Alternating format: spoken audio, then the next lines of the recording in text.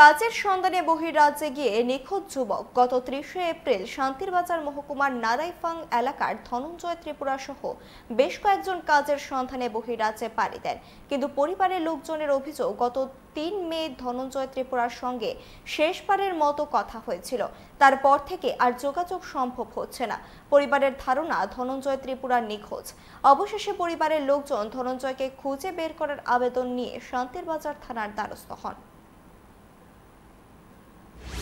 এরা এজেন্ডার দুজন আছে, মানজয় ত্রিপুরা ভাই, জাকব ত্রিপুরা। তারা সবাই কইছে আমরা কোম্পানি মিলে কাজ লইয়া যাম, আমরা লগে যাইতে দিব, আমরা খাওয়ান খরচ সবটি দিব, গাড়ি ভাড়া সব দিব। তো ইয়ার পরে ইটা শুনে হেরাও গেছে। তারা কোন জায়গায় নিছে? চেন্নাই। এই দূর পর্যন্ত গেছে, তারা লগে কথা কওয়া গেছে। তো ইয়ার পরে সেখানে নামছে আর যে চেন্নাই যে কি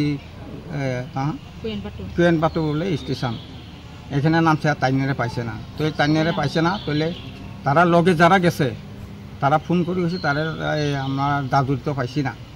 তো না পাইছে, তাহলে তারা এজেন্ডারে ফোন করছে, তাইনে ফোন করছে আর কইছে যে তোমরা চিন্তা করিও না, মালিকরে আমরা কইছি, মালিক টাকা দিয়া খুঁজি পাই করব। 2 দিন ভিতরে 3 দিন ভিতরে এখনো পর্যন্ত পাইছে না। আর যা কইছে যে বোধহয় আসতে 9 দিন। আচ্ছা, যে নিখোঁজ হয়েছে ওনার নাম কি? ওনার নাম হচ্ছে ধনঞ্জয় ত্রিপুরা, বাড়ি কোন? বাড়ি হইতো নারাইফাং।